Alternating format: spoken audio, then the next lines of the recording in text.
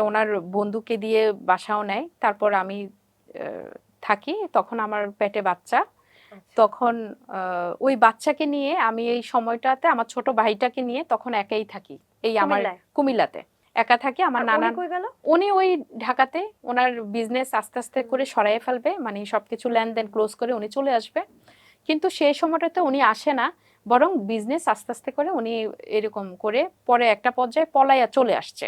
চলে আসার পরে তারপর ওই সময়টাতে আমার ফ্যামিলিও সবাই বলছে আমাকে এর মধ্যে কিন্তু আমার ফ্যামিলির সাথে আমার কথা হয়। আমার আম্মুকে বলি আমাকে ডিভোর্স আ করাইয়া দেন, করাইয়া দেন। আমি সংসার করব না।